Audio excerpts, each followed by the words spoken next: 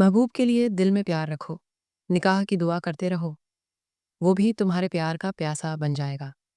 जो चीज़ अपने लिए पसंद करते हो, वो दूसरों के लिए भी पसंद करो, इसी से मोहब्बत पैदा होती है।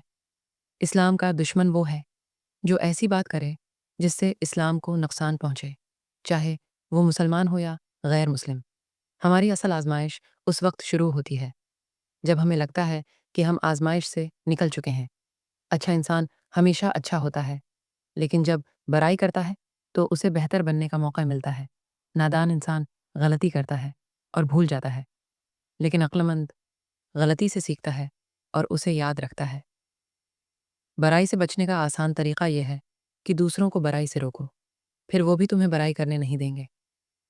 अंधेरे की सबसे खतरनाक कसम मनफी सोच है, जो उम्मीद के सारे चिराग बुझा देती है। जिन लोगों की अना मजबूत होती है, उनकी शख्सियत कमज़ोर हो जाती है। मसला जहालत नहीं, असल मसला ये है कि इंसान जहालत के बावजूद अपनी बात पर एतमाद रखता है। जैसे दुनिया की तिजारत बदअखलाक़ी से नहीं चलती, वैसे ही जन्नत की तिजारत भी बदअखलाक़ी से नहीं हो सकती। इंसान उनको वही तकदीर मिलती है जो उसके लिए लिखी गई है, लेकिन वहाँ तक पहुँचने के लिए उसे चलना पड़ता है। वो शख्स ज़्यादा खुश रहता है जो मिली हुई नामतों को याद रखता है, न कि इन चीज़ों को जो नहीं मिले। हिकमत ये नहीं कि किसी भी कीमत पर मसला हल करो, बल्कि ये है कि कम से कम कीमत पर मसला हल हो जाए। सब्र के बगैर जन्नत की ख्वाहिश सिर्फ एक ख्वाब है जिसकी कोई ताबीर नहीं।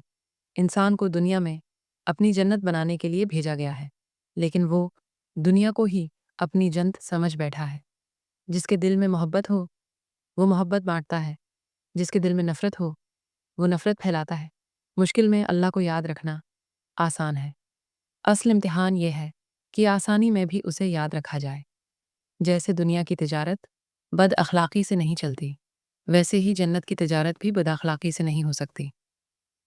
ज़्यादा ज़मीन और कम मेहनती अफराद की कामयाबी कम होती है, लेकिन कम ज़मीन और मेहनती अफराद की कामयाबी ज़्यादा होती है। ऐ रब्बे करीम, हमें इल्म की रोशनी अता फ़रमा, दिलों की सख्ती को नर्म फ़रमा और इन बातों पर अमल की तौफ़ीक दे जो हमारे लिए दुनिया व आखिरत में फ़ायदा मंद हों। जो कुछ सुना वो अगर दिल को लगा हो तो उसे दूसरों तक भी पहुँचाइएगा, क्योंकि कुछ अल्फाज दिल के इतने करीब होते हैं जैसे सांसें।